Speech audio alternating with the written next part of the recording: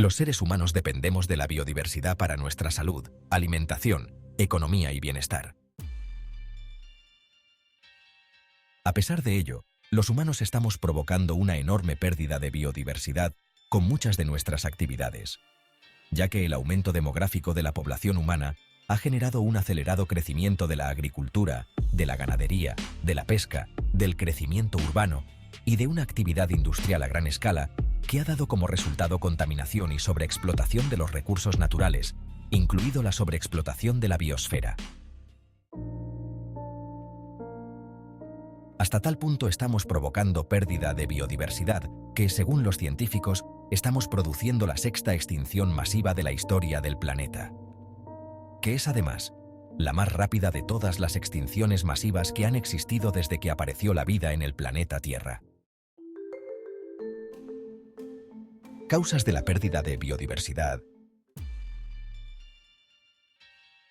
Primera causa: destrucción y fragmentación de hábitats. La principal causa de la pérdida de biodiversidad es la destrucción de los hábitats naturales debido a actividades humanas como la ocupación de terrenos naturales para agricultura, la tala de árboles, la urbanización, el drenaje de zonas pantanosas o los incendios forestales. Todo ello está llevando al límite de la extinción a miles de especies. La destrucción de la selva tropical es la mayor amenaza a la biodiversidad del planeta, ya que su riqueza de especies es enorme. Otros ecosistemas muy delicados y con gran biodiversidad son los arrecifes de coral que están destruyéndose a gran velocidad. También están muy maltratados los humedales, pantanos, marismas, etc., que son lugares de gran productividad biológica, usados por las aves acuáticas para la cría y la alimentación y el descanso en sus migraciones. Durante siglos el hombre ha desecado los pantanos para convertirlos en tierras de labor y ha usado las marismas costeras para construir sus puertos y ciudades, por lo que su extensión ha disminuido drásticamente en todo el mundo.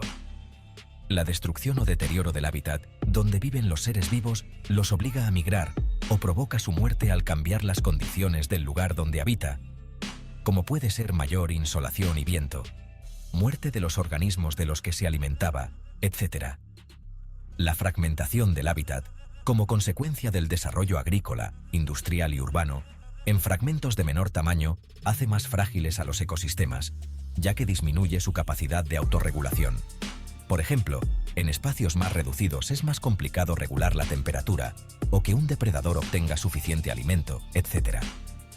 Además, al quedar confinada una especie en pequeños territorios, se produce el efecto isla. La endogamia y la deriva genética pueden arrastrar a una pequeña población hasta su desaparición.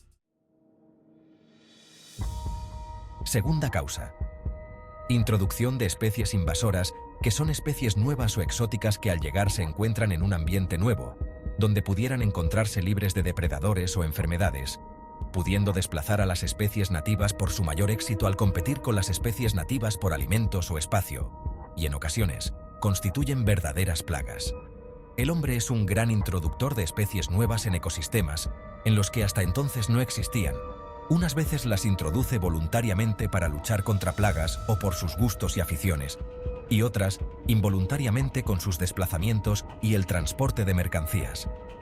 Esto es especialmente peligroso en lugares de especial sensibilidad como las islas y los lagos antiguos, que suelen ser ricos en especies endémicas porque son lugares en los que la evolución se ha producido con muy poco intercambio con las zonas vecinas por las lógicas dificultades geográficas.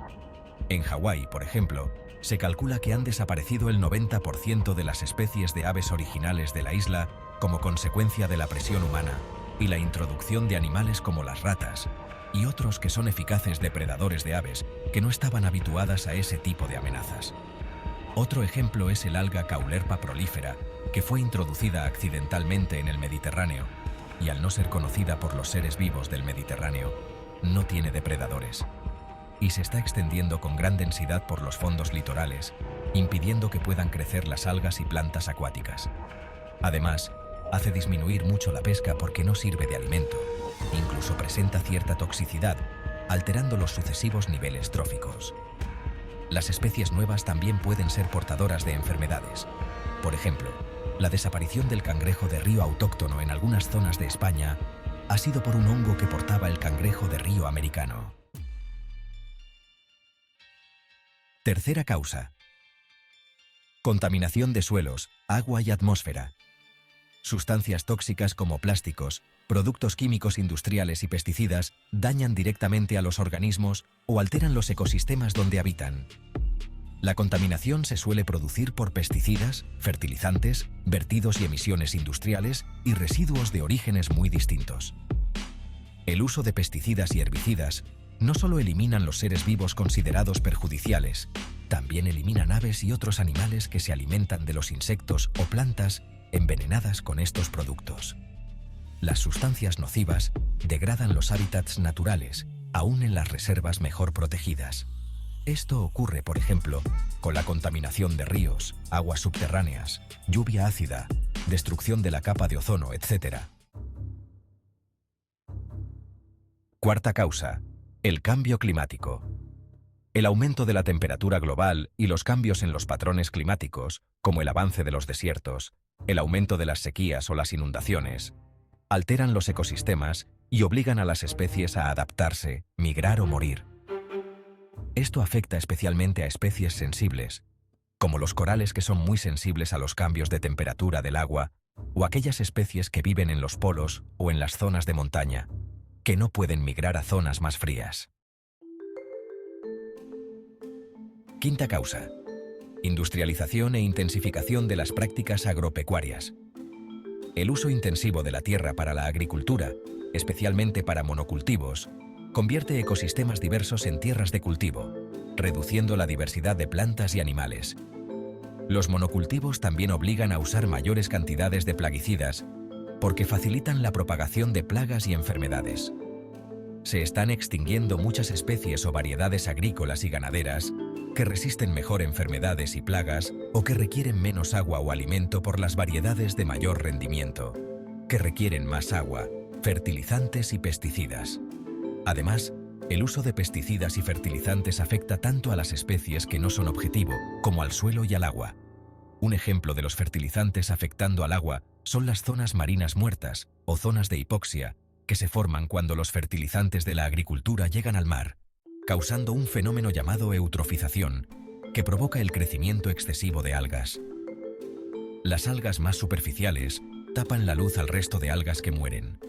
Al morir y descomponerse, los descomponedores consumen el oxígeno del agua, creando condiciones insostenibles para la vida marina y generando las zonas muertas. Esto mismo sucede en ríos y lagos, cuando llegan muchos fertilizantes. Sexta causa: sobreexplotación de determinadas especies o ecosistemas. La caza excesiva, la pesca descontrolada y la explotación forestal como la tala de árboles están agotando las poblaciones de muchas especies.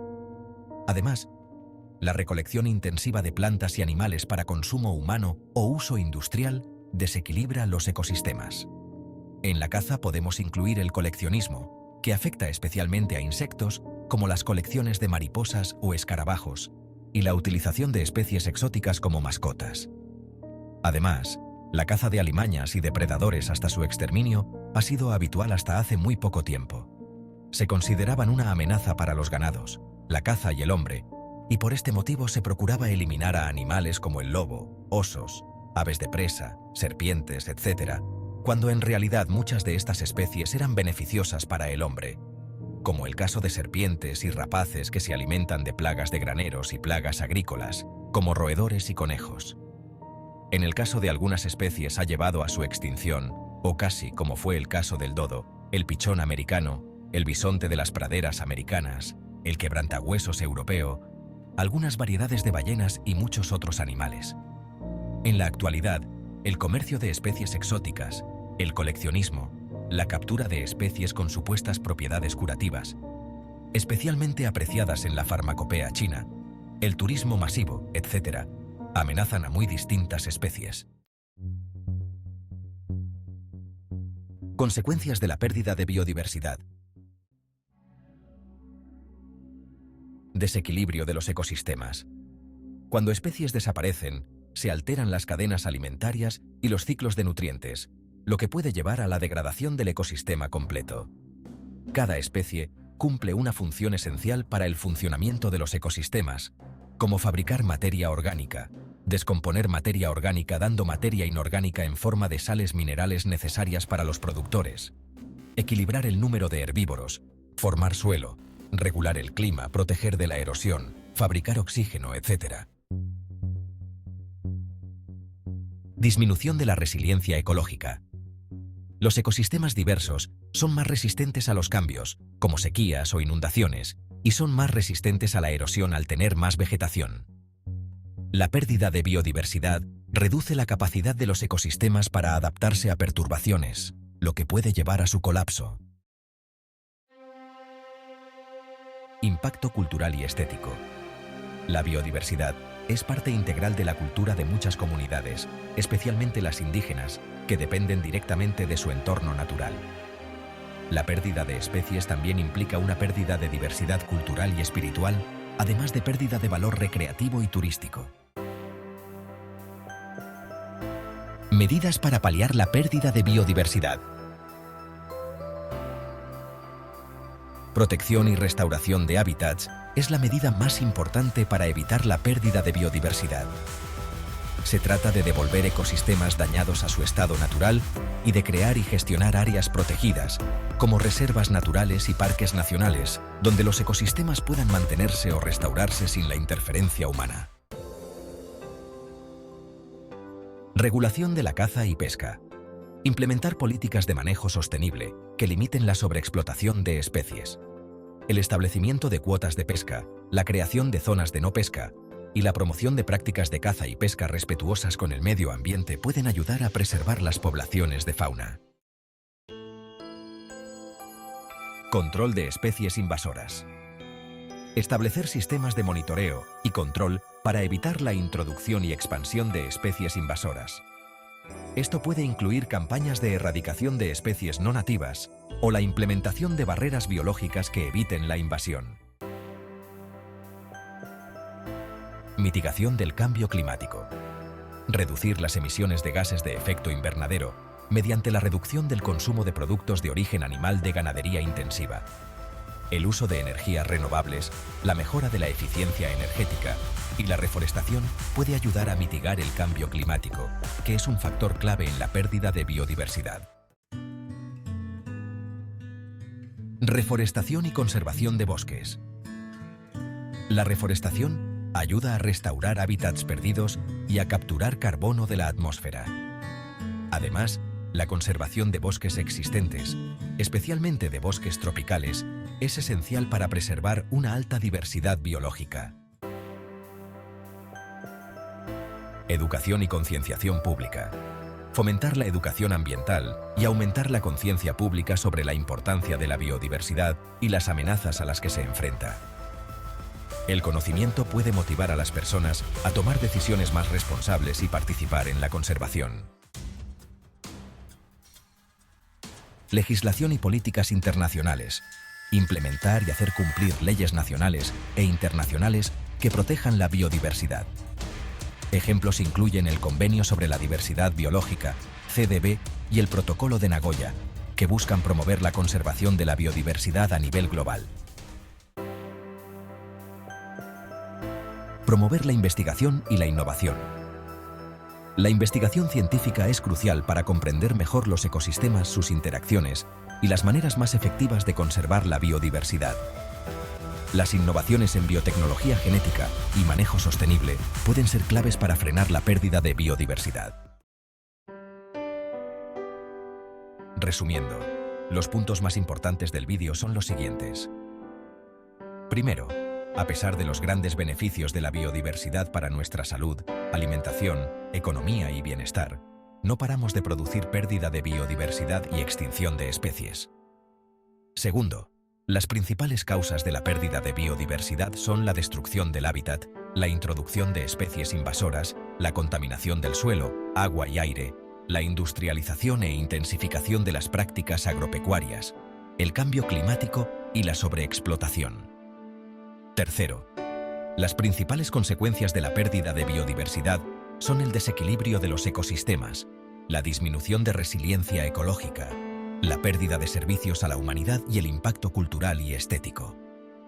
Cuarto, las principales medidas para paliar la pérdida de biodiversidad son la protección y restauración de hábitats, la agricultura y ganadería sostenibles, la regulación de la sobreexplotación, el control de las especies invasoras, la mitigación del cambio climático, la reforestación y conservación de bosques, la educación y concienciación pública, la legislación y políticas internacionales y promover la investigación e innovación.